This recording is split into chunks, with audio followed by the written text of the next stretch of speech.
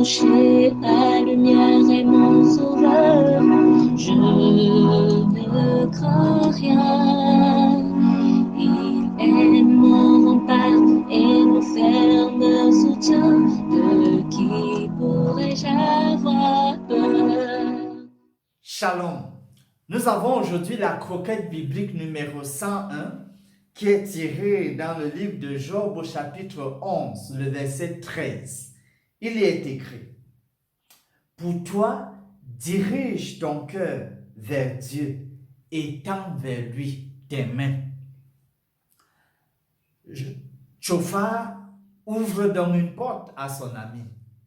Et c'est ce que nous avons dit lors de la méditation précédente, lorsque nous la clôturions, qu'un véritable ami va toujours quand même ouvrir une porte, proposer la grâce. Chauffard, comme ses autres amis, avait l'idée selon laquelle il y avait des péchés secrets dans la vie de Job qui attiraient donc tout ce qu'il avait eu comme malheur. Ici, il parle donc de repentance lorsqu'il dit: pour toi, dirige ton cœur vers Dieu, cherche Dieu, repens-toi. Voilà ce qu'il lui propose comme issue de secours, de sortie par rapport à sa situation. À l'analyse, dans le fond, nous savons que voilà, Chauffard se trompait en croyant que c'était à cause des péchés spécifiques, secrets dans la vie de Job que tous ces malheurs-là lui étaient arrivés, dans le fond. Mais quand même, nous reconnaissons que l'idée de repentance ici est la bienvenue. Je sais, on va se dire, mais est-ce que c'est pas un peu flou là? C'est pas parce que nous péchons que nous sommes pécheurs, mais c'est parce que nous sommes pécheurs que nous péchons. C'est pas parce que nous péchons, nous posons des actes de péché que cela nous fait devenir des pécheurs, mais c'est parce que nous sommes par nature déjà pécheurs qu'il peut donc arriver que nous posions des actes de péché. Donc, l'idée de la repentance ici aussi va se voir à deux niveaux. Il y a une repentance qu'on peut dire historique lorsque dans le cadre de notre conversion, on est venu au Seigneur pour vivre en nouveauté de vie.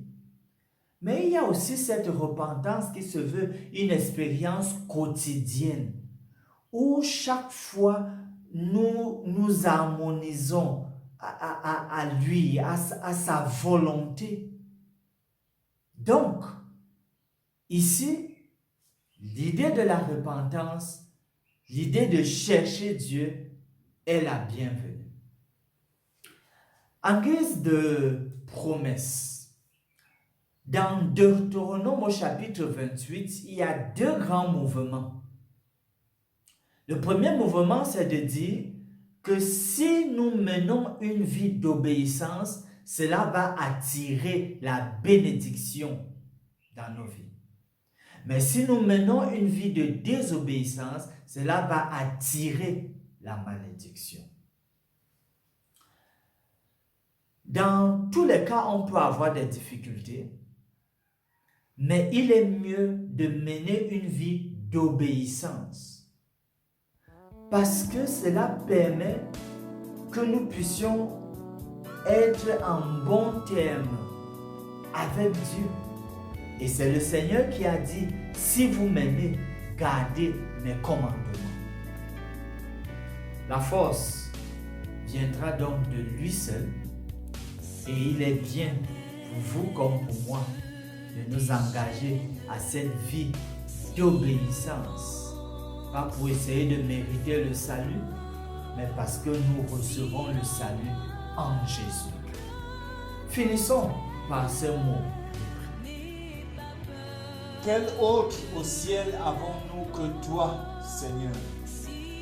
Merci pour l'infini privilège de t'avoir comme Père. Remplis-nous chaque jour du désir pressant de te rechercher diligemment et de rester attachés à toi. Et surtout, donne-nous le calme nécessaire afin de discerner ta voix et tes choix pour nous. Regarde si l'un d'entre nous est sur un mauvais chemin et conduis la personne sur ta voie. Fais-le pour ta part, car nous te prions au nom de Jésus. Amen. Mon âme espère en l'Éternel, mon âme espère en l'Éternel, qu'un chant s'élève au Dieu du ciel, qu'un chant s'élève